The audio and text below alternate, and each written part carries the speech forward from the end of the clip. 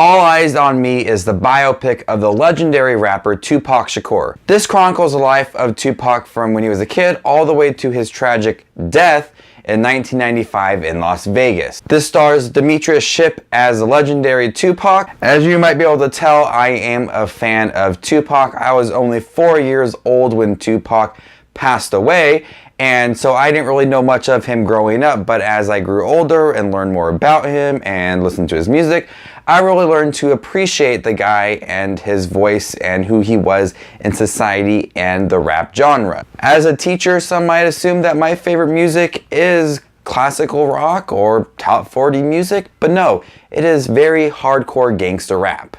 That's just who I am. So I was really looking forward to this movie because Tupac is one of my favorite rappers of all time. His short music career was heavily influenced on years to come. And I really liked Straight Outta Compton last year and his little performance in there as well. But I was really looking forward to a story about Tupac. I've watched a lot of documentaries about Tupac. I actually still think he is alive. That's just what my belief is, and I've spent hours and hours and hours researching this, and I come to the conclusion that I think he is still alive. But that aside, I was excited for this movie, and in 2 hours and 21 minutes until I discovered the Rotten Tomatoes scores of 11%. Rotten Tomatoes, I need to stop looking at it and just go into this movie blind.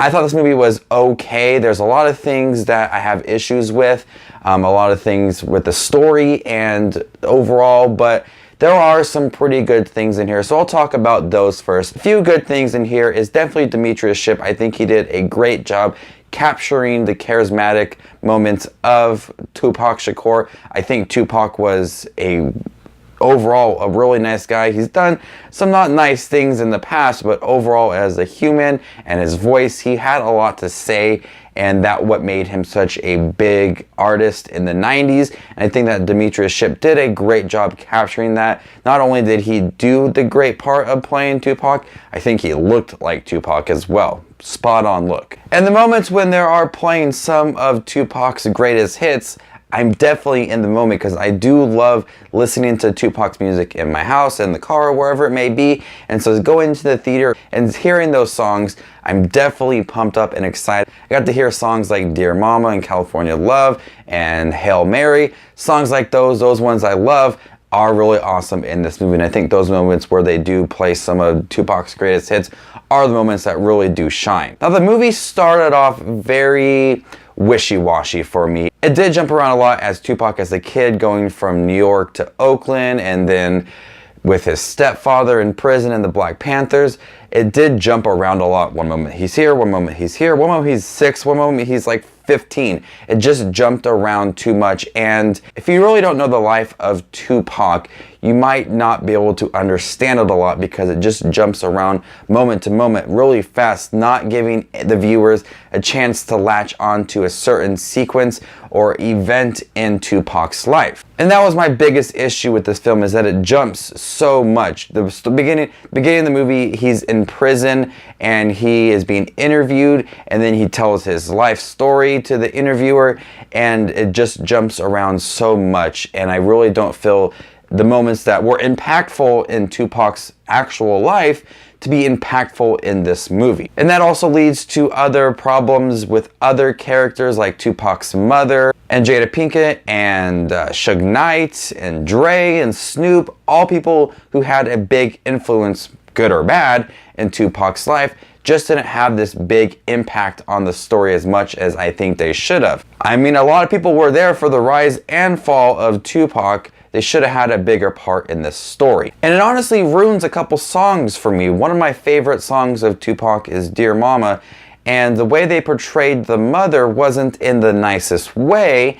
And when they did play that song, I didn't feel that song did anything for me. And I love Dear Mama, but when they were playing it, I just felt like it took away from the message that song had on his mother and the relationship. But the way they portrayed it, I just didn't really care about that song when they played it in the movie. And also, I mean, Tupac isn't the perfect human being. He's done some wrong in his past, but I don't feel like this movie did a great job capturing all of Tupac, because they tried to show him in a negative way, and they also tried to show him in a positive way. The positive ways are having his message across in his music and being there for his mother and women, but there's a negative way of when he shot people. The way that they had showed him in a negative way and in a positive way, it almost felt like two different people. I know that he did some of these things, but the way that it came across to me,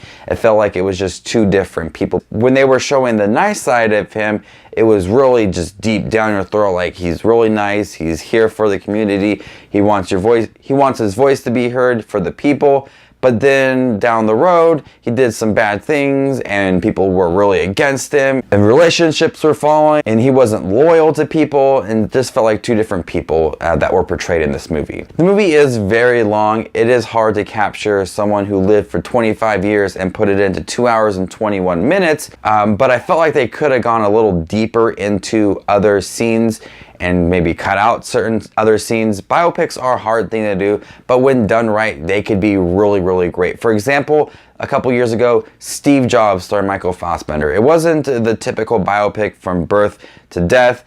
It just circled around 3 big Apple launches in his life. And I thought it was impressive, and I thought the way they handled it was terrific, and I really got to know more of Steve Jobs. I didn't really know Steve Jobs, but I got to know a little more of him in that movie, and I felt like if they would have did a little different and not stick to the typical biopic movie, it would have been really cooler. I mean, they could have done like 3 big events, 4 big events in Tupac's life that would have really understood who he was as a person. Maybe when he first started, spend some time on that.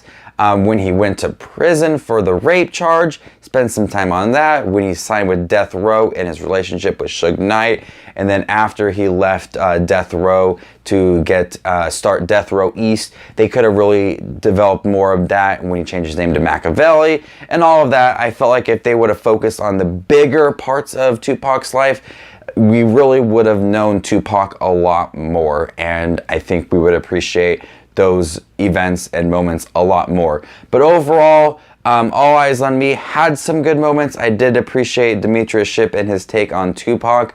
I think the acting was okay. I did like the musical moments in here. I loved hearing some of my favorite songs of all time on screen. It was awesome. But overall, the storyline was wishy-washy.